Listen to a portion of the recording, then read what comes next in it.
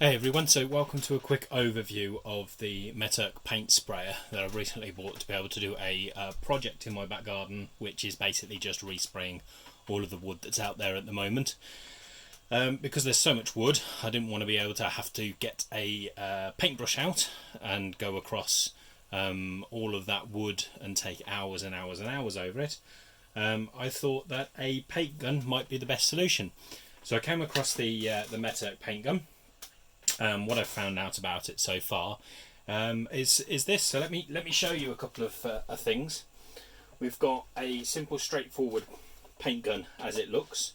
It's directly hardwired, so it's not battery powered. That usually tends to give it a little bit more power for spraying over, a little bit more control over it. The main part that I actually like on this is this mechanism here. So if you press onto the lock button on the top here and you pull it out, you actually end up with this container here, which is completely washable. This means that as soon as you've got this out, you can put this directly under water or any other cleaning agents in order to be able to get it completely clean. As you can see, I've used this and I've been able to clean it perfectly well afterwards. If we also have a look, once we've closed that up, at this, we can actually see that the ends are completely adjustable.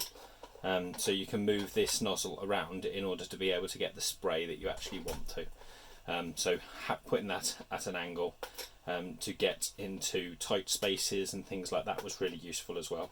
I was just able to be able to spin it on the go. Yes, it gets a little bit of paint onto your fingers, but I was able to just spin it straight away and be able to change over to get into the little nooks and crannies. You've got adjustability on the trigger as well, because the trigger actually comes as part of this cleaning bit. So once it's actually slotted in, and you can hear it do a nice satisfying clunk as it goes in, you've then got the adjustability straight on here to be able to then have your pressure sensor perfectly working. Otherwise it feels a decent weight, it doesn't weigh down too much. Yes, by adding in the paint into here, it does start to weigh a little bit forward. But as it is completely empty, it's perfectly well balanced, as you can see.